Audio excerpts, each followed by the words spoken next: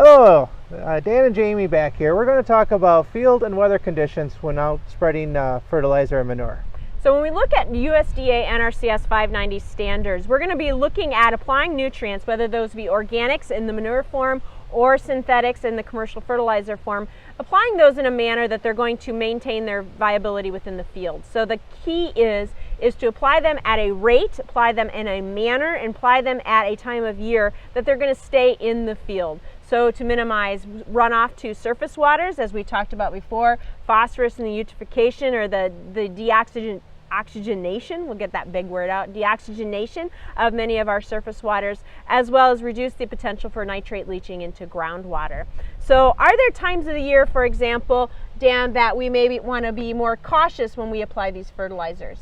Yes, well, around here, winter time is always a main concern. You know, we're out there winter spreading. We want to make sure that there's no cases where that manure can move off of that field, especially when we get closer to spring, when we get those thaws. You know, of course, we always may experience that January thaw during the middle of winter too.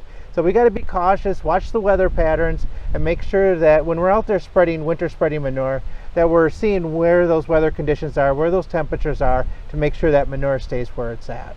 So in addition to not only winter spreading, we want to be conscious of spring spreading and fall spreading as well. So as a soil scientist, right, I get very nervous when we're out there in the fields when soils are saturated. So we want to make sure that we're not out there when the soils are too wet, because that will facilitate runoff and leaching as well as compaction, so maintaining soil quality over time. So how about, we know the rates are going to be managed by the NRCS standard 590, but we also need to be looking at placement. And so this is where SNAP Plus can help us identify those areas in which we need to either minimize or completely eliminate nutrient applications. And where might those be on the landscape, Dan?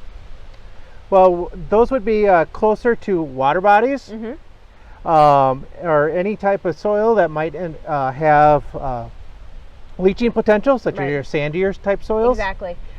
Municipal private water wells. Exactly. Anytime that we're going to have a potential compromisation of that surface and groundwater quality. So all of this comes into play when we think about manure management to minimize environmental risk. And so SNAP Plus, as well as, will help to guide you with those maps and being in contact and communicating with your local land and water conservation district. They will also help you with any local regulations in addition to the 590 standards that pertain to nutrient applications, both fertilizer as well as manure applications to our fields.